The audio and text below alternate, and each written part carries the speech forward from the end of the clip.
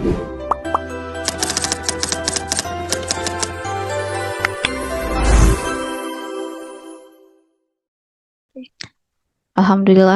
kita bisa berjumpa di ruang virtual ini kembali untuk membincang terkait tema yang sudah kita share bersama kemarin tentang bagaimana kita bisa menerima apa yang ada.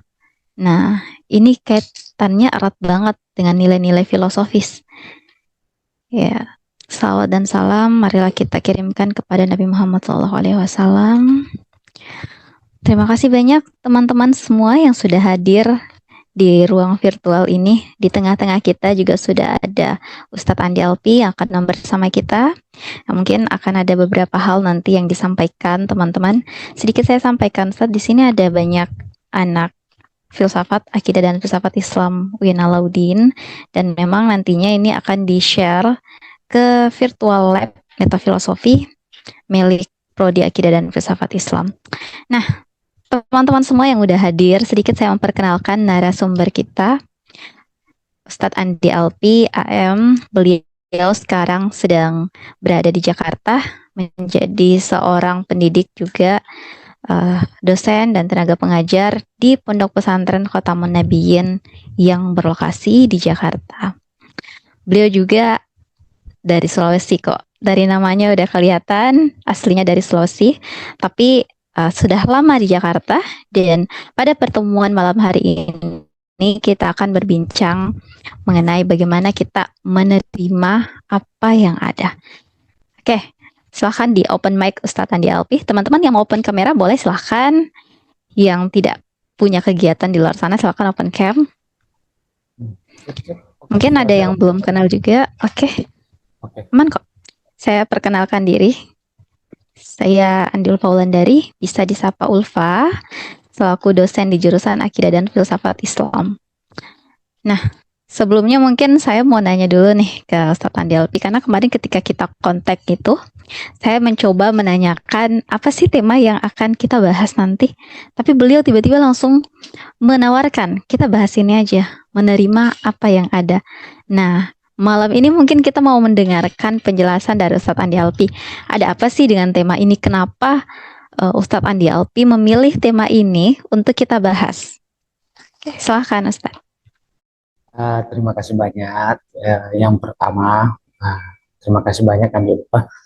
Yang kedua, saya mau disclaimer, saya bukan Ustadz, tapi orang memanggil saya seperti itu. Ada yang memanggil saya seperti itu, ada juga yang enggak.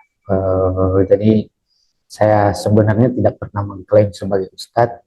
Ya mungkin karena tradisi kita di Indonesia ya, barang siapa yang belajar bahasa Arab, belajar kitab-kitab klasik, belajar kitab kuning, biasanya kalau udah ngajar itu dipanggil Ustadz. Tapi saya tidak ingin mengklaim diri sebagai Ustadz dan juga tidak berharap dipanggil sebagai Ustadz. Saya lebih senang sebagai pelajar. Saya sampai sekarang masih terus belajar ya, dengan terus membaca, terus mengkaji.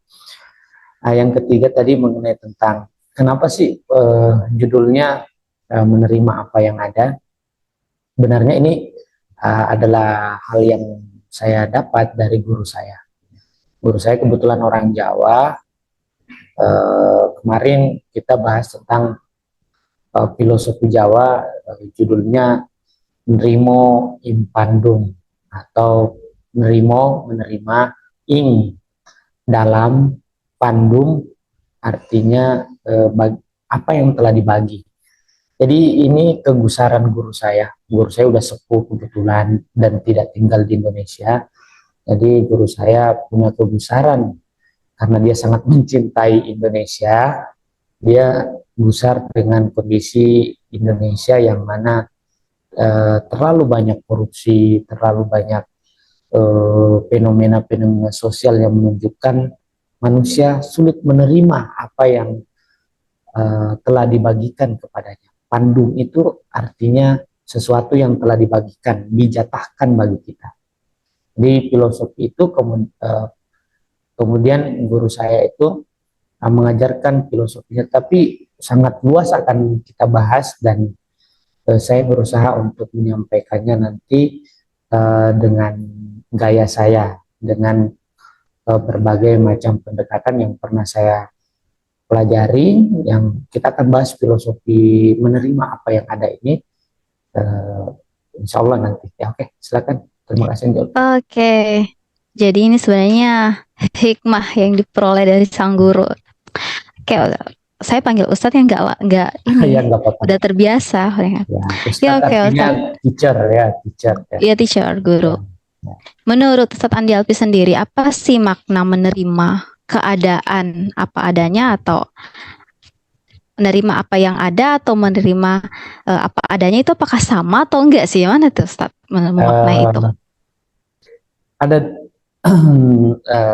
saya ingin memulai pembahasan menerima ing pandung atau menerima apa yang ada, berangkat dari sebuah filosofi dasar yang diajarkan guru saya ke saya, bahwa apa yang kita alami dalam hidup ini, ada yang terlahir sebagai wanita melahirkan banyak anak, ada yang terlahir sebagai seorang laki-laki menafkahi istri, menafkahi anak, ada orang yang terlahir dengan kesehatan yang buruk, ada yang lahir dengan kesehatan yang baik, ada orang yang lahir sebagai terpandang, ada yang tidak terpandang. Setiap cerita hidup kita ini kan berbeda-beda.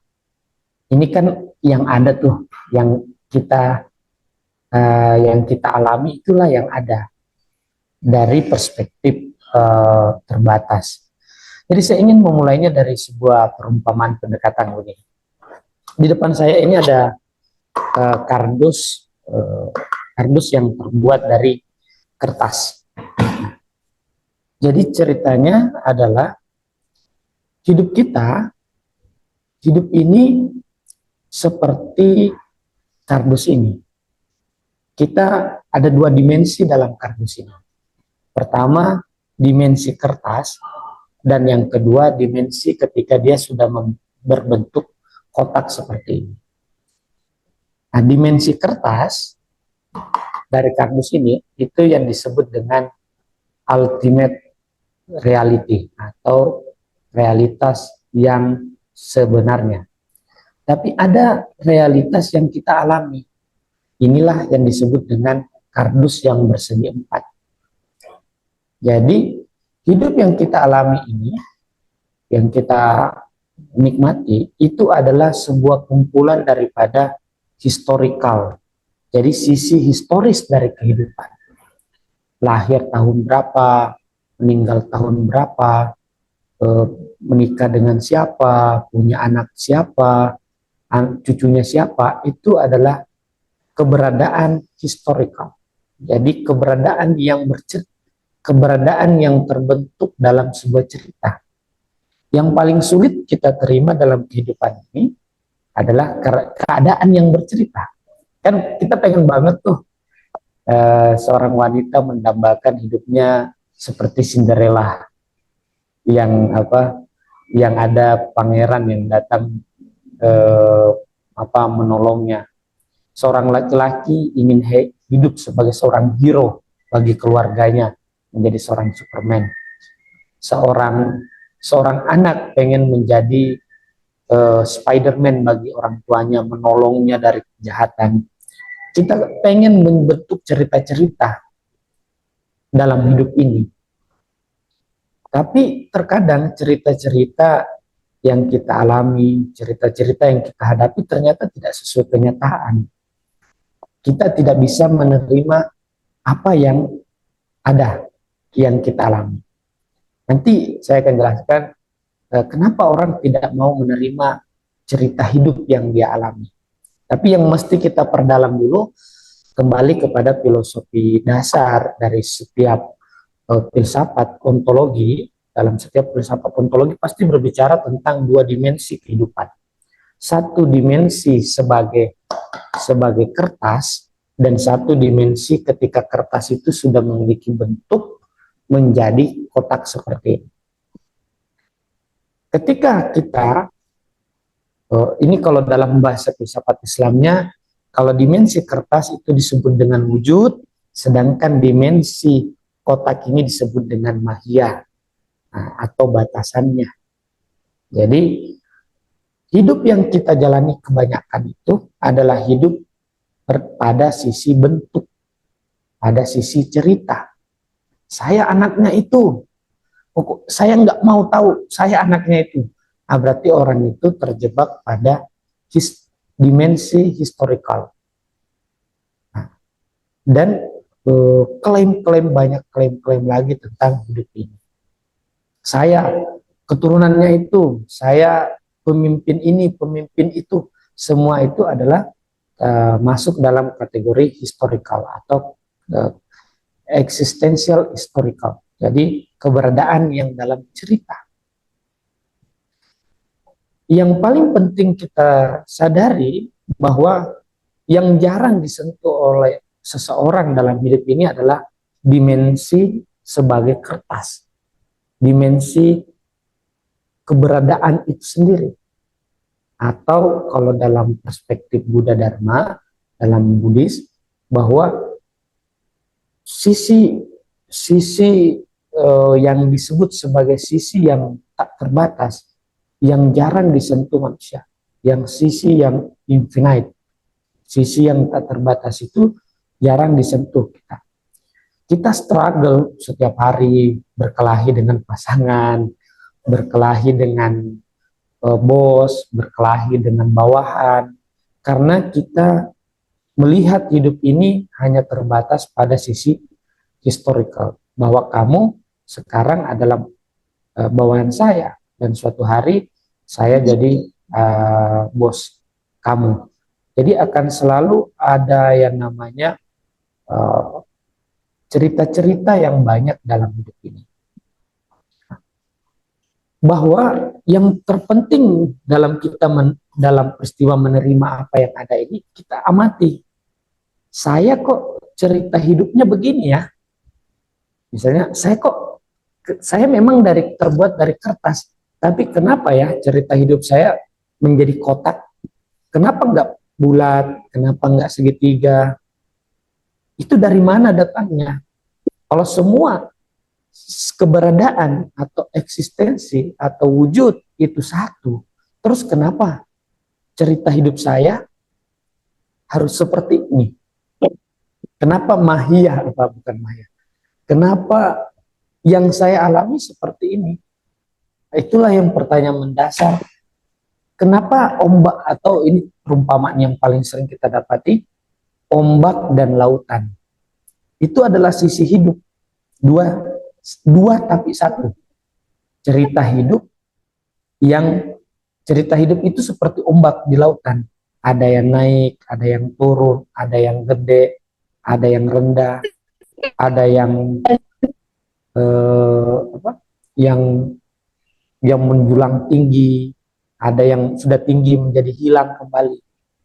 Jadi dimensi historical kita sebagai seorang laki-laki, lahir sebagai seorang anak ini, dari keturunan dan keluarga ini, itu dimensi historical, dan yang itulah yang paling banyak membuat seseorang struggle dalam hidup ini.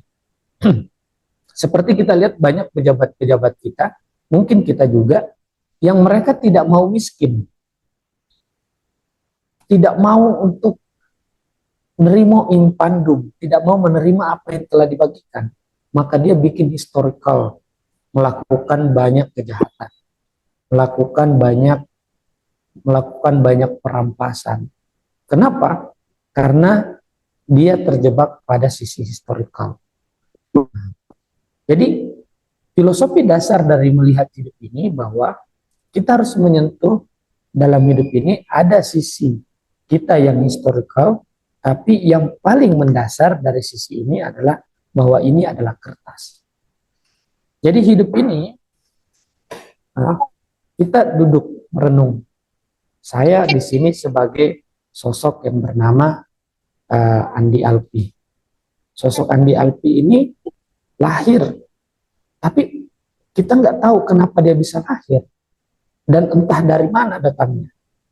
Itu sisi historical, punya ibu seperti ini dan ayah. Inilah terus dia memiliki pendidikan seperti ini, pergaulan seperti ini, pertemanan, kekayaan, semua sisi-sisi ini kadang membuat saya misalnya jealous, misalnya jealousnya ke anaknya Haritanu atau anaknya Akbar Tanjung atau anaknya Bu Megawati, Puan Maharani. Sisi ini banyak akan menimbulkan jealous. Jadi kapankah kita bisa kembali kepada sisi yang unhistorical atau sisi yang tidak penuh dengan cerita, yaitu ketika kita kembali menyadari keberadaan kita, menyadari kesejatian kita sebagai lautan yang mana terkadang muncul menjadi riak-riak ombak. Jadi yang paling pertama mendasar yang kita pahami adalah bahwa hidup ini adalah satu dengan yang lainnya. Keberadaan kita sama dengan kursi, sama dengan angin, udara, dan seluruh manusia yang ada. Pada sisi dimensi ultimate reality atau realitas yang tertinggi. Nah, seperti perumpamaan tadi, pada sisi ultimate reality bahwa kertas ini sama dengan bentuknya, tapi pada sisi hakikatnya bahwa yang mendasar dari kertas ini, yang mendasar dari kotak ini adalah kertas. Tapi kenapa masih banyak orang yang tidak menerima impandum, tidak menerima apa yang ada? Ya, ada apa sih yang menyebabkan saya merasa bahwa saya ini, yang kamu bukan saya, ini punya saya, ini baju saya, ini laptop saya, ini handphone saya. Apa sih yang menyebabkan itu terjadi? Itulah yang disebut sebagai pikiran. Pikiran itulah yang menyebabkan kita menjadi sempit. Jadi pikiran itu kalau dalam Buddha Dharma ataupun juga di filosofi timur, jiwa itu sama dengan pikiran. Jadi aspek daripada jiwa atau aspek daripada pikiran banyak. Bisa marah, benci, dendam, hasut, baik, menolong, caring, loving, kindness. Semua hal-hal yang baik pun juga bagian daripada pikiran. Jadi pikiran ini ketika dia terlalu aktif dan terlalu banyak bersentuhan dengan hal-hal yang material, maka dia menyebabkan dia makin kecil. Jadi sisi historical kita dalam hidup ini makin erat, makin solid, makin kuat. Kenapa? Karena pikiran kita semakin kencang. Maka dalam tradisi timur, yang paling kuat digagas itu bagaimana mengendalikan pikiran, mengendalikan hawa nafsu, mengendalikan keinginan yang berlebihan, mengendalikan posesif, mengendalikan cemburuan, mengendalikan keinginan tamak. Itu adalah tekniknya sejak dahulu kala orang timur menggunakan teknik pengendalian pikiran. Dan itulah yang diadopsi, pengendalian pikiran itulah yang ada di setiap agama.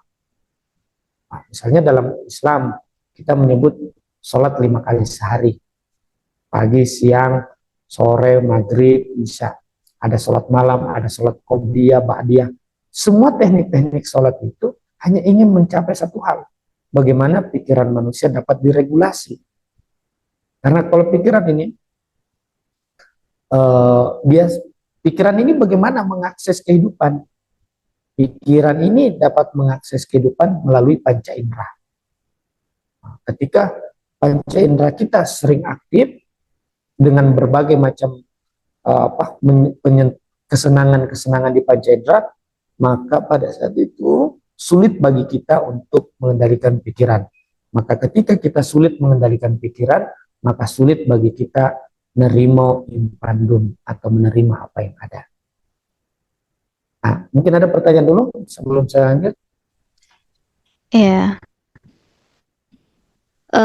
ngomong-ngomong tentang penerimaan ini, pernah gak sih Ustadz ini mengalami sesuatu yang sebenarnya sulit untuk diterima gitu?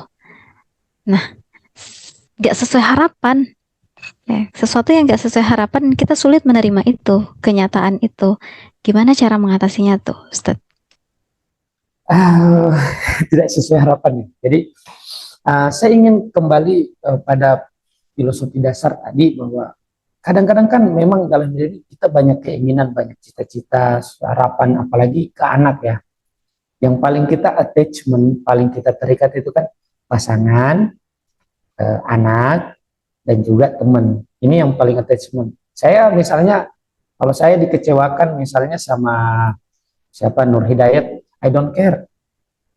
Karena temenan enggak, anak enggak, apa pasangan enggak gitu. Saya dikecewakan oleh orang-orang yang paling dekat. Orang-orang paling dekatlah itu yang bisa menikam Anda. Nggak ada tuh orang menikam Anda 1 kilometer jauhnya. Yang bisa menikam itu adalah orang yang paling dekat dengan kita secara emosional, bukan secara fisik, nggak mesti secara fisik. Jadi orang yang bisa mengecewakan kita adalah orang-orang yang paling terdekat. Tapi poinnya apa? Bahwa itulah yang terbaik. Karena semakin Anda bisa merasakan yang namanya kekecewaan, berarti semakin besar peluang kita semua bisa belajar.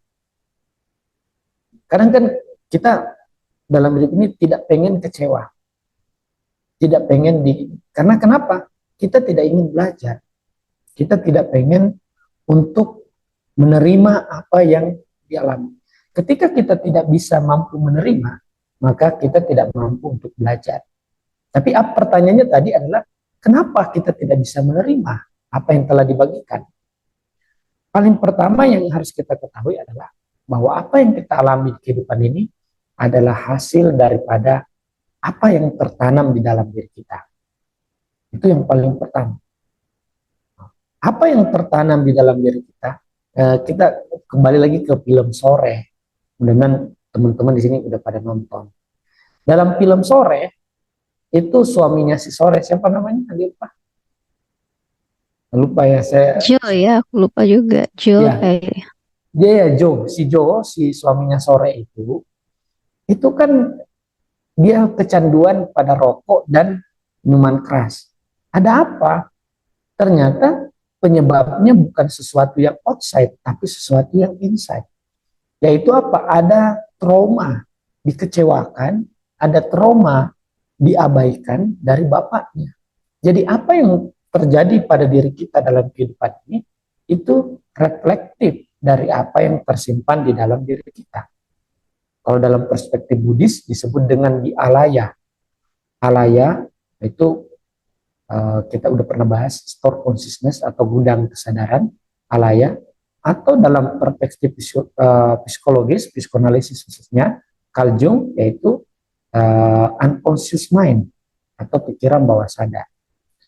Jadi apa yang kita alami, yang kita nikmati dalam hidup ini, itu adalah sesuatu yang tersimpan di dalam batin kita. Nah, itu yang harus kita pahami dulu pertama kali, bahwa kapan kita bisa menerima hidup ini adalah ketika kita mengerti bahwa apa yang saya alami itu adalah cerminan apa yang tersimpan dalam tilasan batin saya. Nah, yang kedua, setelah kita mengerti apa yang tertanam dalam batin kita atau yang ada dalam relung batin kita yang terwajantah pada kehidupan kita, maka kita bertanya kemudian, bagaimana saya bisa menerima ini? Tadi kita mengerti bahwa itu terjadi hanyalah karena saya yang melakukan itu. Yang kedua, siapakah yang menolak itu? Nah, siapa yang menolak itu? Kenapa itu ditolak? Dalam teori apapun itu teorinya, dalam teori psikologi, ada kalau dalam psikologi Buddhis disebut dengan Atma Graha. Atma itu artinya jiwa, Graha itu artinya wadah. Jadi ada sosok, bukan sosok, tapi ada sesuatu yang mana itu selalu mengatakan aku, punyaku, aku. Jadi ada sosok yang kita mungkin bisa menyebutnya sebagai ego. Jadi ada sosok yang selalu bertahan, yang mau berpikir bahwa dia ada, dia eksis. Seperti ini tadi contoh dasarnya. Ini adalah kotak yang persegi empat, persegi panjang yang terbuat dari kertas. Ada sosok, ini kan kertas ini bisa kita bentuk menjadi segitiga, segi empat, segi enam, dan seterusnya. Tapi ada sosok yang di dalam pada diri kita yang disebut dengan atma graha atau sebuah rasa bahwa aku itu yang paling sulit menerima. Ada sosok aku. Nah, sosok aku itulah yang pengen bahwa kertas itu hanyalah solid berbentuknya persegi panjang. Nah, atma graha ini itu bermain di 8 hal. Pertama, suka tidak suka, senang tidak senang, kemudian bahagia dan tidak bahagia, dan juga terakhir yaitu uh, dikenal dan tidak dikenal.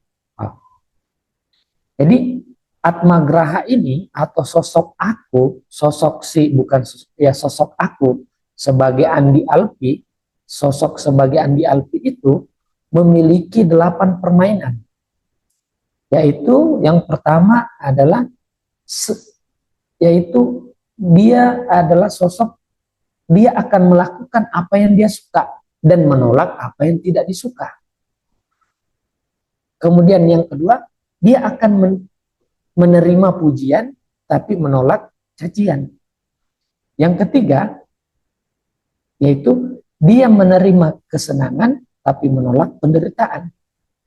Yang keempat, yaitu dia menerima yang namanya keterkenalan tapi menolak yang namanya pengabaian. Jadi 8 hal yang mana keakuan itu yang terus memutar roda kehidupan. Jadi keakuan itu seperti ini. Keakuan itu persegi panjang pada kertas ini yang terus merubah, bisa berubah jadi segitiga, berubah segi empat. Tapi kertas itu selalu hadir sebagai dasar daripada keberadaan ini. Nah, jadi seseorang yang terus bergelut kepada menerima tidak menerima, ini akan terus berproses, berubah, terus akan mengalami begitu banyak kehidupan untuk bagaimana memuaskan 8 hal tadi. Saya ulang 8 hal tadi yang selalu dipermainkan dalam kehidupan. Yang pertama, suka dan tidak suka, kita akan cenderung melakukan, mencintai, dan mengunjungi apa yang kita sukai. Dan akan menghindari sesuatu yang tidak kita suka. Satu suka pecel lele, ada satu sukanya pizza. Ya, tentu saya menghindari apa yang tidak saya suka dan mencari apa yang saya senangi.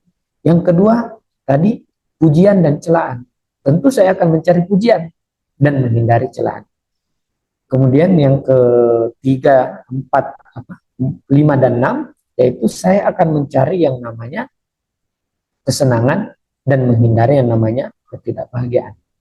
Yang ke-7, 8, saya akan mencari yang namanya keterkenalan dan menghindari namanya pengabaian.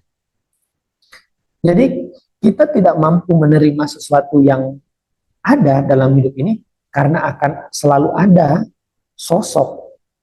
Ada sosok di dalam diri kita, ada sosok yang bernama Andi Alpi yang terus pengen eksis. Nah, sosok ini siapa? Itulah di nama bahasa Sanskertanya Atma Graha ataupun bahasa modernnya sebagai mind ataupun pikiran. Pikiran inilah yang terus bermanuver untuk mempermainkan suka tidak suka. Ada contoh menarik. Tahun 2024 atau 2023, waktu itu saya ingat Gunung Bromo kebakaran. Gunung Bromo kebakaran kan semua jadi hitam. Semua masyarakat Indonesia mayoritas protes.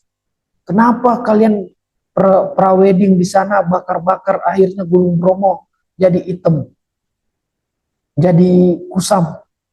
Tiba-tiba 1 bulan setelah itu hujan datang, tiba-tiba Bromo hijau, hijaunya cantik banget. Tapi nggak ada yang berterima kasih loh sama yang bakar Gunung Bromo. Inilah yang dimaksud dengan permainan pikiran. Dia membuat kita menyukai sesuatu dan tidak menyukai yang lainnya. Padahal menjadi hijau, menjadi hijaunya Gunung Bromo itu butuh kepada dia dibakar. Seperti contoh, kalian kan kita semua kan orang Makassar. Ada sosok orang Makassar yang terkenal sekali, itu pendaki Rinjani, siapa namanya? Agam Rinjani itu. Terkenal banget. Saya suka nonton podcastnya di Deddy Kombuser itu.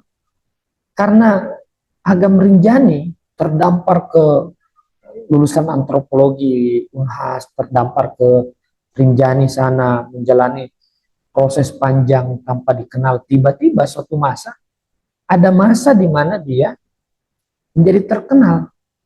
Padahal menjadi terkenalnya Agam Rinjani itu dimulai dengan proses panjang yang berdarah. Jadi itulah pikiran kita atau atma graha itu selalu mencari sesuatu yang dia sukai. Padahal lahirnya sesuatu yang indah itu karena melalui dengan proses yang menyakitkan ataupun yang panjang. Seperti kupu-kupu. Jadi orang sulit menerima apa yang mengecewakan itu sebenarnya karena pikiran kita tidak stabil ataupun pikiran kita tidak berada pada titik yang tenang. Ketika pikiran kita berada dalam titik yang tenang, yang kalem, maka pada saat itu kita dapat menerima apa yang telah dibagikan pada diri kita. Nah itu jawaban saya. Dilpa, mungkin ada pertanyaan atau saya lanjut lagi? Ya, ya. Ini menarik tadi tentang pikiran, perasaan, dan penerimaan. Jadi di Jepang itu pada dekade yang sama ketika Viktor Frankl mengemukakan sebuah teori logoterapinya dalam psikologi, di Jepang ada yang namanya terapi Morita. Terapi Morita ini diperkenalkan oleh Soma Morita, salah seorang penganut Zen Buddhism. Nah, mengenai penerimaan, dia mengatakan bahwa apapun yang muncul, perasaan yang muncul, itu harus diterima. Jangan dilawan. Sementara di Barat cenderungnya mengatakan bahwa pikiran itu harus kita kendalikan. Nah, Morita tidak demikian. Morita mengatakan bahwa pikiran itu tidak perlu dikendalikan. Terima semuanya, terima apa adanya. Kalau di Barat kan mengatakan bahwa pikiran yang akan membentuk perasaan, yang akan menciptakan perasaan. Sementara kata Morita tidak. Terima aja perasaan. Kalau kamu menderita, selamat menderita, terima saat itu. Jadi dia memperkenalkan bahwa perasaan kita itu seperti cuaca. Kita tidak bisa mengendalikan cuaca, kita hanya bisa mengamatinya. Nah, kata guru Zen ini, si gurunya Morita, bahwa kalau kita berusaha untuk melawan gelombang dengan gelombang yang lain, maka kita akan menemukan lautan yang tidak bertepi. Itu adalah analoginya ya kan. Bahkan ada beberapa tahapan terapi yang diberikan oleh Morita supaya kita terbiasa menerima perasaan yang muncul. Tahapan terapi yang pertama menurut saya agak challenging, di mana dari 5-7 hari Morita ini akan memberitahukan ke pasiennya untuk melakukan istirahat dan isolasi di suatu tempat yang khusus. Jadi selama 5-7 hari nggak boleh pegang handphone misalnya, nggak ada TV, nggak ada buku, nggak ada hiburan lain, tidak boleh dikunjungi, hanya dia dan pikirannya. Diminta untuk mengamati semua pikiran yang muncul. Nah, ketika dia mulai bosan dan mulai mau melakukan kegiatan yang lain, baru masuk ke tahap terapi berikutnya, yang disebut terapi okupasi ringan. Nah, terapi okupasi ringan ini nanti dia akan diajak keluar dari ruangan yang tertutup itu, mulai melihat pepohonan hijau, mulai melihat sungai, kemudian diajak untuk menuliskan apa yang dia pikirkan dan apa yang dia rasakan. Kalau kita mungkin journaling itu ya. Nanti setelah dari situ masuk ke terapi okupasi yang sesungguhnya.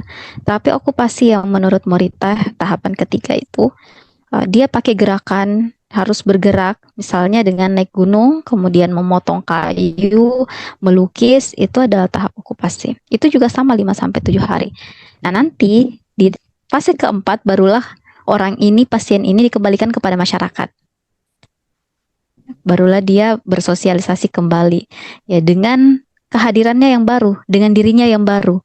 Nah, jadi Morita mengatakan bahwa apapun yang kamu rasakan, yang kamu alami dalam hidup ini, terima, jangan melawannya. Semakin kamu melawannya, maka dia akan semakin memberontak. Ya kayak gitu ya, tentang penerimaan. Nah, lanjut mungkin ke pertanyaan saya tentang penerimaan. Apa sih yang membuat seseorang itu bisa lebih gampang dalam hal menerima? Kalau mungkin kita di Islam, kita mengenal istilah tawakal lah. Tawakal, karena kita mempercayai bahwa ada kekuatan universal, ada kekuatan yang lebih besar daripada kita. Kalau di Kristen mungkin surrender to God, ya, surrender. Nah, kalau di psikologi humanistik khususnya ada yang namanya ACT, acceptance and commitment therapy. Di stoik filsafat ada stoicism dengan dikotomi of control-nya. Nah, kalau menurut Ustadz Andi Alfi sendiri, apa sih membuat seseorang gampang tuh menerima? Karena itu menurut saya nggak gampang. Ya. Oke. Ya, terima kasih. Saya nanggapin yang pertama dulu mengenai tentang tadi terapi dari Morita itu ya. Morita. Ya, terapi Morita itu eh, sebenarnya apa yang ada di Barat dan juga apa yang ada di Timur pada era sekarang, abad milenium ini, abad yang sekarang ini, sebenarnya mereka kita sudah inline atau apa yang dipahami di Barat dan apa yang dipahami Timur itu sebenarnya sudah menyatu, hampir menyatu dengan secara keseluruhan. Yang membedakannya kita hanyalah pada angle apa yang ingin kita lihat, gitu. Yang terkadang membuat kita berbeda dari orang lain itu kan sebenarnya angle. Misalnya Barat sebenarnya tidak mengatakan bahwa kita tidak menerima apa pikiran, mengontrol, tapi lebih kepada melihat bahwa pikiran ini harus diberikan kewaspadaan. Nah, ini di training untuk tetap waspada. Nah, yang dipelajari di Zen yaitu adalah bagaimana menerima pikiran-pikiran, perasaan-perasaan. Itu bisa sebenarnya, contoh sederhananya, pikiran itu bagaimana sih? Pikiran itu eh, seperti kipas angin. Kalau kita punya kipas angin yang di atas plafon itu mutar, pikiran itu sebenarnya tidak ada. Pikiran itu hanya gejolak-gejolak riak. We don't know dari mana ini berasal. Inilah yang membentuk hidup itu ada. Dia seperti gejolak yang kalau semakin kencang, maka dia semakin membuat kacau. Makanya yang dimaksud di Barat itu pikiran harus dikontrol. Kita harus mengontrol. Salah satunya adalah mengontrol pikiran ini agar agar dia konsentrasi. Maka lahirlah banyak di Barat yang namanya metode-metode, misalnya lahir 7 Habits, itu kan juga metode untuk mengontrol pikiran. Nah, kemudian di Morita di Zen itu, pikiran itu bisa stabil dengan apa? Dengan dengan mengendalikan pintu masuknya, pintu keluarnya. Pintu keluarnya, pikiran itu bisa keluar kemana-mana, yaitu melalui panca indera. Makanya kenapa tadi seseorang yang ingin melakukan proses menerima apa yang ada, maka paling pertama adalah yang dia lakukan adalah bagaimana membuat pikirannya tidak dapat makanan. Yang paling berat ini zaman sekarang kita itu adalah makanan pikiran terlalu banyak. Misalnya nonton TikTok, sek, sek, sek, sek, reels di Instagram atau source video yang ada di YouTube. Itu makanan-makanan pikiran. Ada lagi entertainment gosip, tahu nggak apa gitu. Itu makanan pikiran. Kamu tahu nggak Pak Prabowo reshuffle siapa? Kalau ada yang bisa apa ya, kalau saya sering, kalau sudah ada yang bisa bicara tentang reshuffle kabinet lah, nah itu saya udah hindarin tuh. Karena ini makanan pikiran. Terus membahas politik lah, yang apa, yang mana kita uncontrol terhadap itu. Bukan kita menutup diri, tapi itu adalah makanan-makanan pikiran yang akan membuat pikiran kita semakin tak terkontrol dan semakin overthinking dan overload. Jadi teknik Morita itu sebenarnya kalau dalam Islam teknik kholwat, uzlah, kita menjauh dari kumpulan banyak pikiran. Kenapa kita harus menjauh? Karena setiap manusia itu punya frekuensi pikiran. Jadi mungkin kita punya niat baik, saya nggak mau deh ikut campur, tapi kita lewat aja ketemu orang, dengar aja apa yang dia katakan, kita juga ikut kepikiran, frekuensinya ikut. Jadi teknik yang diajarkan Zen itu adalah teknik bagaimana pikiran kita menjadi lebih tenang. Teknik penerimaan apapun itu, cuma satu kuncinya, make your mind calm. Jadi buatlah pikiranmu menjadi tenang. Karena apa itu dirimu? Ya pikiranmu. Jadi definisi diri kita adalah pikiran. Ya satu-satunya yang mampu membuat kita apa? Yang bisa kita lakukan adalah membuat pikiran kita menjadi tenang. Tekniknya banyak. Lakukanlah sesuai dengan agama masing-masing dan kepercayaan masing-masing. Di Islam lakukanlah sholat, lakukanlah puasa. Di agama apapun ya lakukan teknik masing-masing. Teknik. Tapi satu poin intinya apa? Yaitu amati pikiranmu. Semakin dia kacau, semakin dia beriak, pindah ke sana, pindah ke sini, ingatlah lakukan hal-hal praktis ataupun teknik-teknik praktis yang sudah diajarkan di setiap agama kita masing-masing. Makanya kalau kita lihat ya, orang-orang yang banyak menerima, itu biasanya pikirannya tenang. Orang yang sulit menerima ataupun menerima apa yang telah dia alami, itu pikirannya kencang. Misalnya kita lihat orang yang sakit, ini paling sulit karena dia menghadapi kenyataan. Misalnya gini, ini kan kita masih muda ya semua yang adik-adik sekalian. Walaupun saya mungkin udah hampir 30, sangat sulit bagi kita untuk menerima nanti masa tua ketika sakit atau apapun. Kalau sejak muda kita tidak melatih pikiran itu stabil, maka penting sekali ajaran agama Islam mengajarkan kita untuk wajib sholat 5 waktu. Itu sebenarnya adalah training agar kita punya pikiran yang stabil. Tapi tidak hanya boleh sampai situ, harus ada pengetahuan juga. Kita harus tetap membaca, tetap belajar. Karena kalau hanya praktis, tidak ada pengetahuan, kita tidak mengerti mau kemana arahnya latihan praktis yang kita lakukan.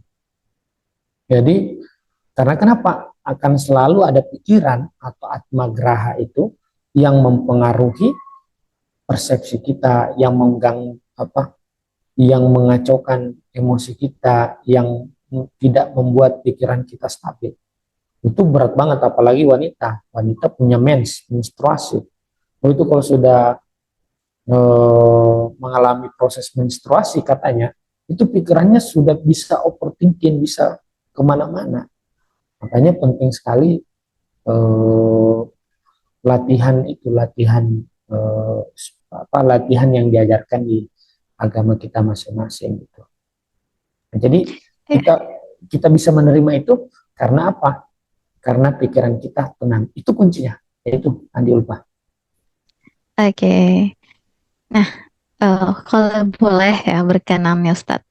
Kalau diingat-ingat lagi, ada nggak sih pengalaman yang bisa Ustadz share, di mana itu menjadi hal yang membuat Ustadz itu lebih memahami tentang seni penerimaan dari pengalaman itu. Oh iya, terima kasih. Lanjut, saya mengingatkan almarhumah ibu saya. Jadi almarhumah ibu saya dulu sakit, dirawat 8 bulan di Rumah Sakit Wahidin. Itu struggle saya di Jakarta, saya pulang balik untuk menemani ibu saya pengobatan 8 bulan. Suaranya terputus. Gimana? Suara saya terputus? Masih terputus nggak? Sekarang udah mendingan. Oh ya, Sekarang mendingan. oke. Jadi waktu itu ibu saya sakit di Makassar, saya balik ke Makassar, saya nemenin 8 bulan. Nah, yang paling terpenting kalau kita, cuman ini agak tinggi, ini teknik advance, ini agak teknik yang sudah apa ya, apa LK2 gitu. Sebenarnya ini tekniknya agak tinggi.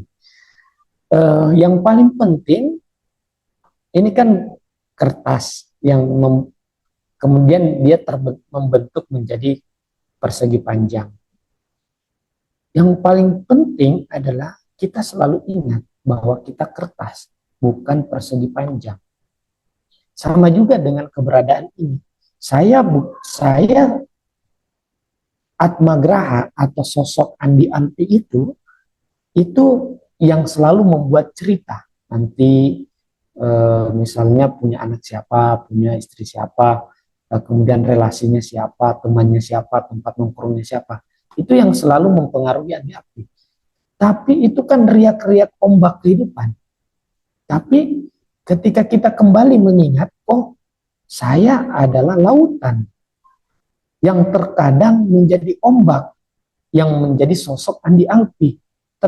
Dan we don't know, setelah hidup ini saya menjadi siapa lagi? Saya menjadi apa lagi? Saya nggak tahu. Tapi pada kehidupan ini, saya adalah lautan yang kembali, yang menampil menjadi ombak yang kecil, yang bernama Andi Alpi. Someday, ombak ini akan hilang dan kembali menjadi lautan. Ketika lautan menjadi ombak, ketika ombak merasa dirinya lah yang ada, maka dia melupakan diri sejatinya, yaitu sebagai lautan. Waktu saya menghadapi kegalauan,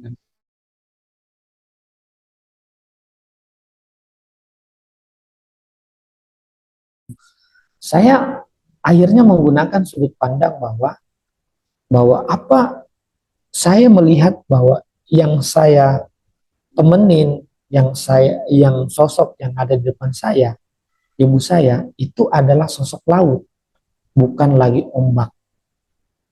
Saya punya trauma dengan ibu saya dipukul apa tuh, sapu patah. Masih saya ingat, tapi saya tidak ada lagi rasa marah. Karena saya sudah melihat bahwa saya tidak lagi melihat cerita sosok ibu saya, tapi dia adalah lautan yang berubah menjadi ombak yang bernama ibu saya. Seperti ini, kertas ini berubah menjadi kotak persegi panjang. Yang paling penting bagi kita adalah mengingat bahwa ini adalah sejatinya adalah kertas. Jadi sama juga dengan kita menerima nerimo impando, menerima apa yang kita alami, yang kita nikmati dalam hidup ini. Nah, kita memperhatikan saja, misalnya apa yang kita alami di kehidupan ini, kita mengerti, oh ini berasal daripada satu hal yang sama. Bahwa saya mungkin tidak sekaya Haritanu, tidak sekaya Aguan, tidak sekaya jenderal-jenderal, tapi keberadaan saya dengan keberadaan mereka semua sama. Bahwa kita berasal dari satu lautan yang sama, tapi mungkin ombak-ombaknya yang berbeda. Jadi pada saat itu, makanya saya dapat dalam caption yang kita share itu ada bahwa seseorang harus mengerti dua hal. Harus ada understanding dan ada welas asih. Jadi ketika kita melihat hidup ini, kita harus mengerti bahwa hidup ini berasal dari hal yang satu, yaitu lautan.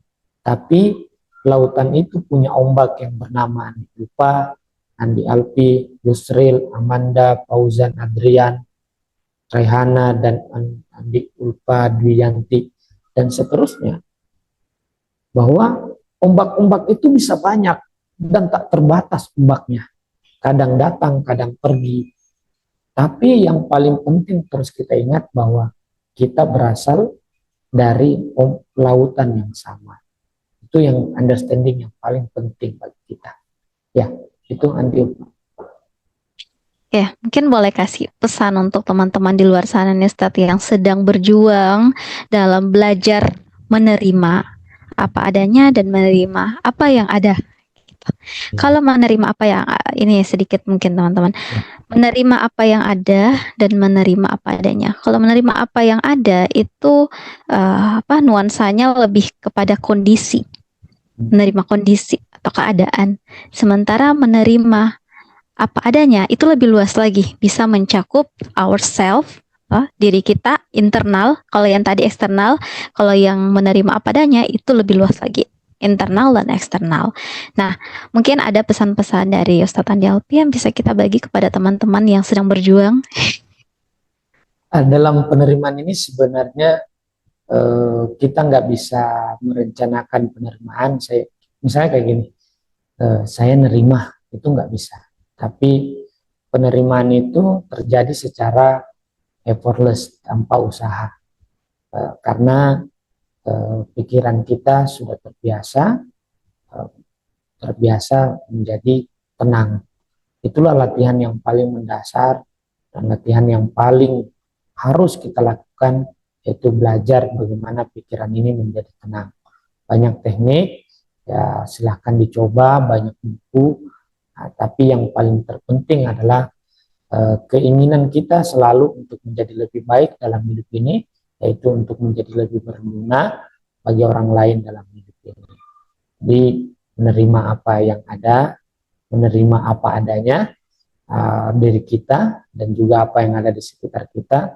Ini sangat bergantung bagaimana kita melihat bahwa kita sebagai sosok itu datang dan pergi, tapi di balik sosok-sosok datang dan pergi ini ada lautan yang satu dengan yang lainnya. Jadi apa yang kita alami, apa yang kita rasakan dalam pengalaman kita dalam hidup ini, itu adalah sumbernya satu, yaitu lautan yang sama. Teruslah latihan, karena dengan latihan kita bisa memperkuat pemahaman kita. Latihan, kemudian praktis, dan latihan lagi, praktis lagi, belajar lagi, latihan lagi, belajar lagi, latihan lagi. Hanya seperti itulah jalan satu-satunya.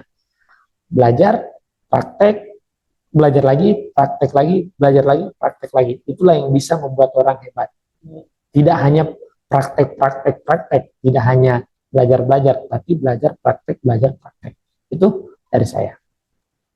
Ya, jadi intinya emosi apapun itu bisa dipelajari melalui pengalaman dan pengulangan. Ya, gitu ya.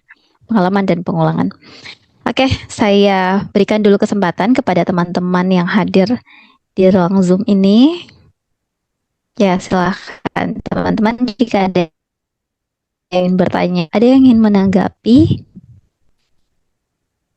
Ya, boleh di kolom chat, boleh juga langsung raise hand dengan open mic. Ya, nah. Ya, sambil menunggu teman-teman yang lain, saya ada satu pertanyaan ya, Ustaz.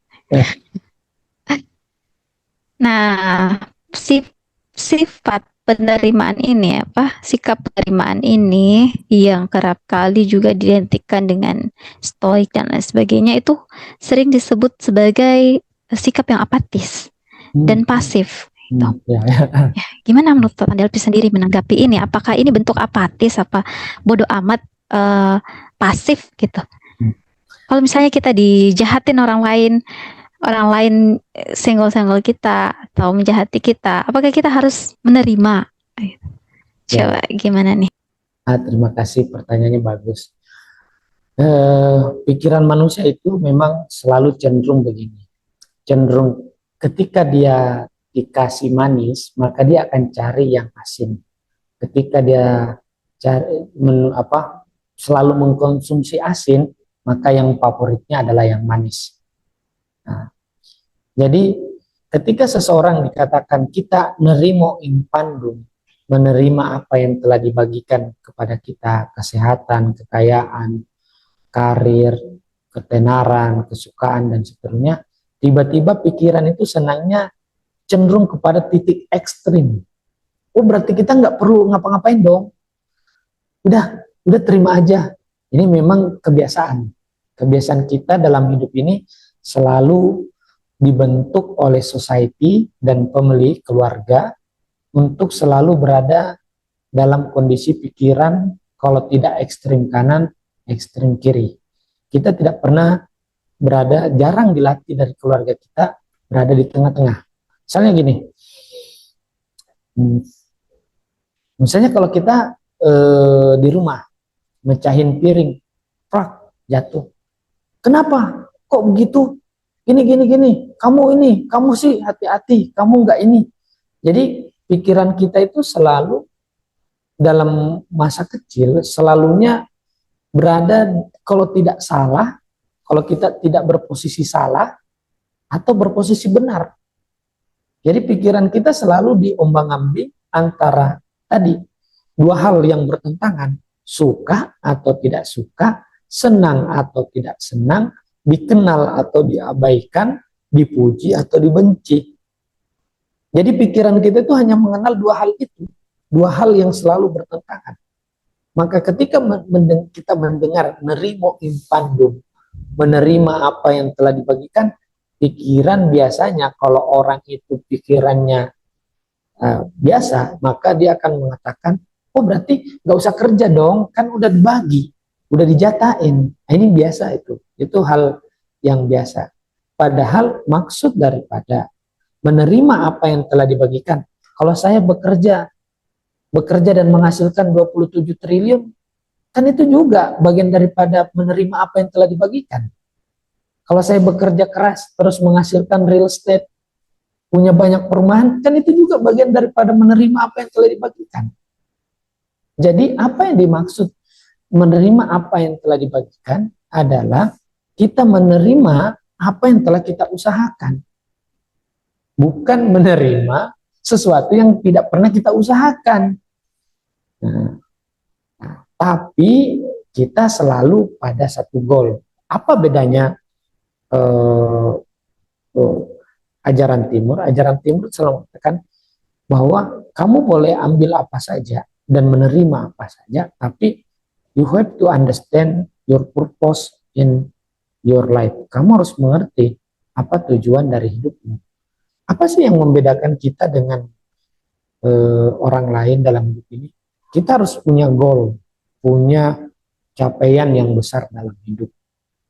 Bahwa paling tertinggi yang ingin kita capai dalam hidup ini adalah bahasa Jawanya, yaitu migunaning tumparing lian, yaitu menjadi berguna bagi manusia, menjadi berguna bagi yang lain.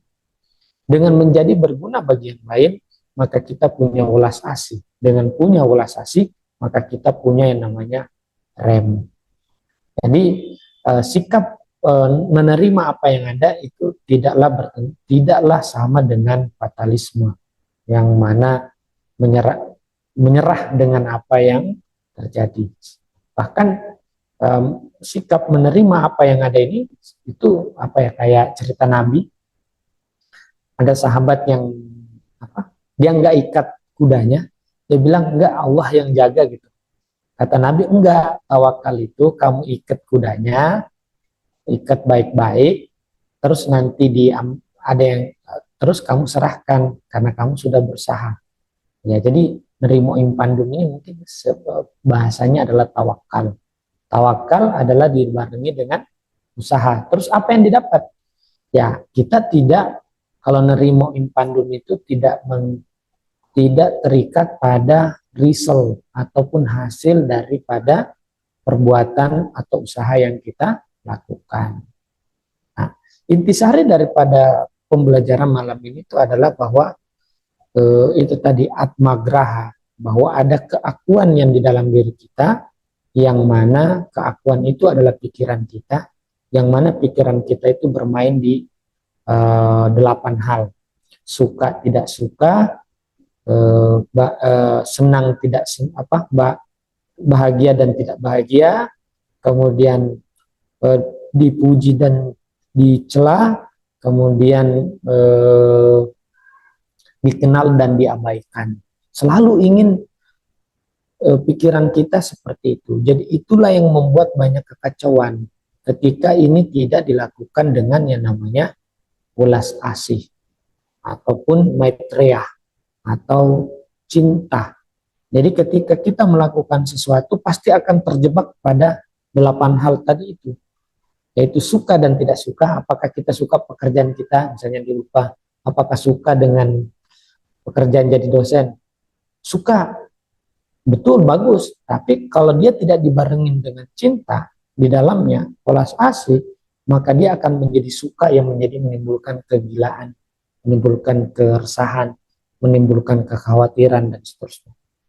Apakah orang itu tidak senang dipuji? Senang, tapi kalau dipujinya tidak ada welas asih dalam dirinya, maka akan menyebabkan gila pujian, ataupun juga ingin dikenal. Ya. Jadi itu yang paling penting, kita mengerti ada sang aku, ada sosok Andi Alpi atau sosok Yusril, Amanda dan seterusnya yang terus mempermainkan 8 hal ini agar dia terus membuat begitu banyak cerita dalam hidup ini. Nah, jadi begitu jawaban saya.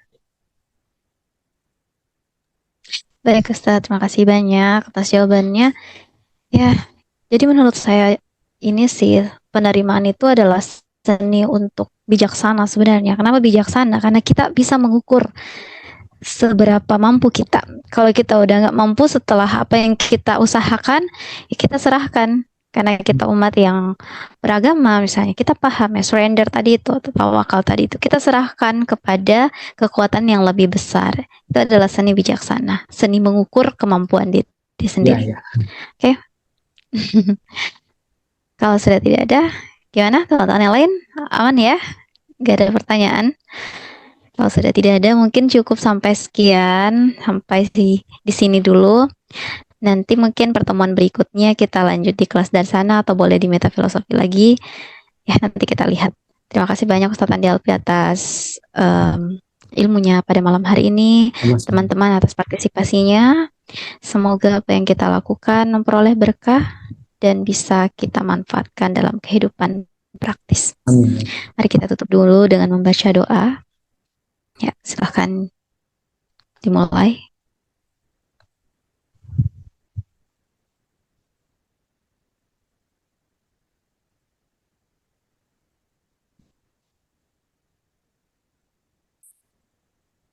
Baik, saya tutup dengan sebuah afirmasi. Ya, afirmasi yang sangat saya senangi. Yang pertama, my mind is clear, pikiran saya jernih. My heart is open, hati saya terbuka, and I'm ready to embrace the day. Dan saya siap untuk menghadapi hari ini. Terima kasih. Assalamualaikum warahmatullahi wabarakatuh.